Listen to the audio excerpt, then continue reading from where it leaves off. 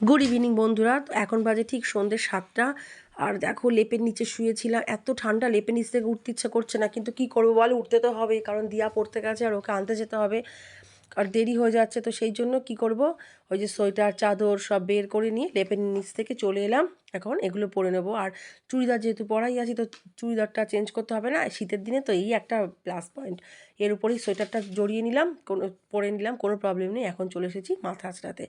এইবার তাড়াতাড়ি করে মাথাটাকে আঁচড়ে নিয়ে তারপরে একদম শীতের পোশাক পরে দেখো রেডি হয়ে গেছি, কারণ বাইরে খুব ঠান্ডা, যেহেতু লেপের নিচ থেকে উঠেছি তো, ওই জন্য আরও বেশি বেশি করে ঠান্ডা লাগছে। তাহলে চলো, অনেকটা দেরি হয়ে গেছে গো, অলরেডি 7টা 15 হয়ে গেছে। আর দিয়ার পড়ার ছুটি হবে ঠিক 8:45।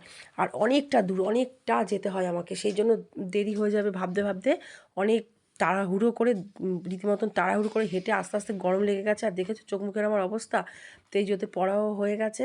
আর আমার মাথার চুলটার অবস্থা দেখো, মানে একই হন্তদন্ত হয়ে ছুটেছি, তারপরে গরমও লেগে গেছে এখন। আর এখানে যেতে যেতে না, রাস্তা দিয়ে যেতে যেতে দেখছি এখানে একটা স্কুলে না একটা মেলা হচ্ছে, বঙ্গ সংস্কৃতি মেলা। তো যাই হোক, আমাদের আর দাঁড়ানোর সময় নেই, কারণ অনেকটা রাত হয়ে গেছে আর চলে এসেছি বাড়িতে। তো চলো, টাটা, গুড নাইট আজকের মতো।